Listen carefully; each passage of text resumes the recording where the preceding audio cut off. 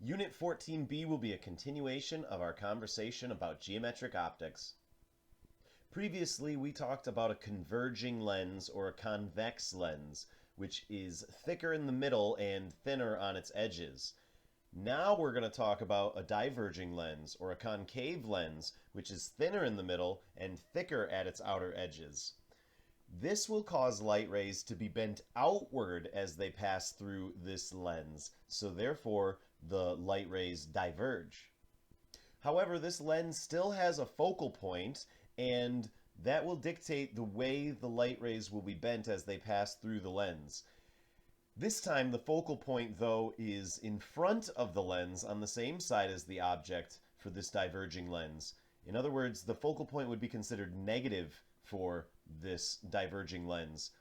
And the light rays that are refracted as they pass through will be bent in such a way that they could be traced backward such that they pass through the focal point on the near side of the lens.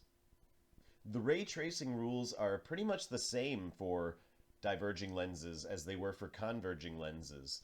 And if we figure out the ray tracing for all the different combinations of where we could put an object, we'll see that no matter what, we will always get a virtual image with a diverging lens. So to do ray tracing, we still draw our three light rays. The P ray, that's the one that is entering parallel to the principal axis, and it will exit the lens and be bent outward such that it could be traced backward to pass through the focal point. The C ray is the exact same as it was previously. It passes through the center of the lens and will go through unbent. And the F ray for a diverging lens is actually a little bit tricky. So before I talk about how to do it, I just want to note something real quick. You don't actually need all three rays for a ray tracing diagram. You only need two, because by that point you should be able to see where all the light rays are going to converge. However, it's pretty useful to draw all three just to confirm your results. So the F ray for a diverging lens is drawn in such a way that it is aimed toward the focal point on the far side of the lens. So really, since this diverging lens is symmetrical, it has a focal point on the near side, that's the one that's shown here, and there's a focal point on the far side as well, kind of off screen. And if we aim our F ray at that far focal point, the light ray will be bent such that it emerges from the lens parallel, just like we had with the F ray in converging lenses. And if we were to extend this ray backward, we would see that the virtual light ray also does converge with the other two backward traced virtual light rays. And here we see that all the virtual light rays will converge to create an image on the same side of the lens that the object was on. If the image is on the same side as the object, we would say that the image distance is negative. Here's a little bit more of a well-scaled picture to help you see that F ray being pointed at the far focal point. Of course, the P ray and the C ray are pretty manageable, but the F ray is aimed toward the far focal point such that it emerges parallel and can be traced backward to create an image on the same side as the object. So there's a lot of different combinations of places that we could put the object comparing to the focal point, and we could also think about if we'll have a converging lens or a diverging lens. So this table summarizes all of the possible types of images that could form and how they'll form. The simplest image is a case 1 image, which is formed with a converging lens when the object is farther away from the lens than the focal point. It's beyond the focal point. And this will form a real image on the other side of the lens that is upside down. It's inverted with a negative magnification, and it has a positive image distance because it's going to end up on the opposite side of the lens. The second case that we could have is a converging lens where our object is in front of the focal point. That would be if it was placed somewhere over here in front of the focal point. And that would lead to us getting a virtual image through a convex lens. In this case, the virtual image shows up on the same side of the lens as the object, so the image distance would be considered negative, and the image will be upright, meaning that it has a positive magnification, And if we have a magnification greater than 1, that means that the image will be magnified in size. The other case that we could have would be an image formed from a diverging lens. That's the one that we just spoke about. And with a diverging lens, no matter where you put the object, you will always get a virtual image.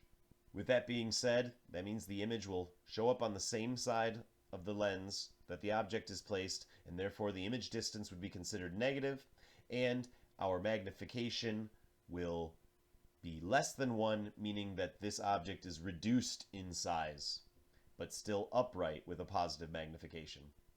So we've spoken about lenses, which cover how cameras and your eyes and eyeglasses work, but also another optical element that's very important to physics applications is a mirror. And images can form from mirrors too, and we still use the same ray tracing rules for mirrors. If we have a flat mirror, we can trace where the light rays are going or bouncing off of an object and how we perceive them coming into our eye. But we can also have curved mirrors, like this one here, which would be considered a converging mirror, and this one here, which would be considered a diverging mirror. A converging mirror is a lot like maybe a makeup mirror that you have, and a diverging mirror would be like one of those mirrors in a convenience store or a restaurant to help you see around the corner. We won't actually talk about how images are formed from these mirrors, but it follows similar principles that we learned about with lenses. Now, how do our eyes actually work to form an image? Well, light bounces off of an object in the outside environment and is directed toward our eye, and ultimately the optics of our eye, its refractive index and the materials that it's made of, cause light rays to bend toward a point in your eye, and those light rays will focus onto your retina on the back of your eye and form a real image. In other words, those light rays do converge in reality, and they can be projected onto a screen to form an image. So whether we're looking at an object that's very far away or an object that's close, we can see how an image will form regardless of its distance, just based on the way the eye works. But something else you'll notice is that all of the images on the retina are actually upside down, based on the fact that our eye is a convex lens. And our brain actually is used to this and immediately automatically flips the image and helps us orient ourselves in reality. Vision correction is something that we have to do for folks that have nearsightedness or farsightedness. So depending on features about your physiology of your eye, that might change the focal point of your eye, or perhaps if your eye is a little bit shorter, that means the projection distance is ultimately a little bit shorter as well. So that's what's happening with nearsightedness and farsightedness. Light rays are trying to enter into your eye. Your lens is bending them, but it's either bending them a little bit too much, such that they're out of focus by the time they get to the retina, or they are not bending the light rays enough, such that they can't be focused in time by the time they get to the retina. So for nearsightedness, we call that myopia, and for farsightedness, we call that hyperopia. To correct for nearsightedness, we need to use a diverging lens to help bend those light rays outward a little bit, and that will allow them to be focused a little bit farther back in your eye, more toward your retina.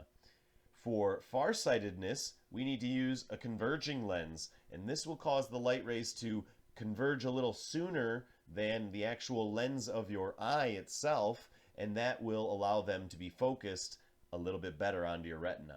We can also consider optical systems with many lenses in a line. We call these compound lenses when there's more than one lens that is used to form an image. You can see a diagram down here that'll help you keep all the variables straight. There's definitely a lot to keep track of, but the ray tracing essentially works the same way that we saw with a single converging lens and a single diverging lens. So we'll have an object, there will be a lens on its own lens axis. Of course, there's a principal axis going through these lenses, and if we did the ray tracing, we would see for this converging lens that we get an image that is inverted and reduced in size and real. The image formed from the first lens is truly formed by light rays that are converging to that point. So those light rays can actually be used on a second lens. In other words, the image from the first lens can act as the object for the second lens. And that's what I mean with this O2 and I1. This is the image formed by the first lens, and O2 is the object that will be picked up by the second lens. And we do the ray tracing again, and we see that now we emerge with a final image, I2, the image from the second lens, that is upright and perhaps has differing magnification and is a real image in this case. Now here in this diagram, I'm using the subscripts 1 and 2 to denote variables that are associated with the first and second lens respectively, but in a lot of diagrams, you'll also see those shown as unprimed values for the first lens or primed values for the second lens. So the focal point of the second lens we would call F prime or F2.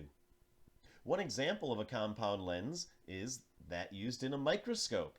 In a microscope, we have a first lens that is an objective lens. It creates an image that is inverted and real, and that image can be picked up by the second lens, the eyepiece, and based on the way these lenses are arranged, the second object, this image from our first lens, the second object is in front of the focal point.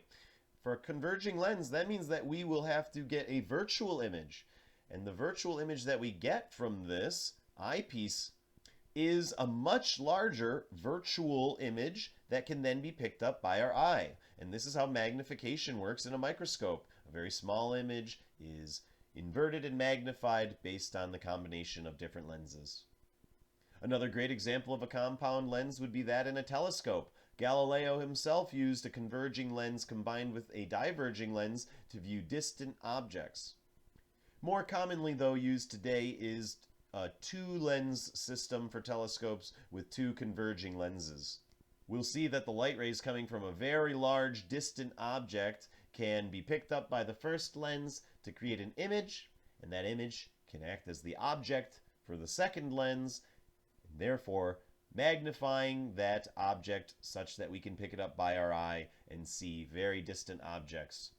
Sometimes even a third lens can be used, and many advanced microscopes will use a variety of mirrors and lenses in order to create images.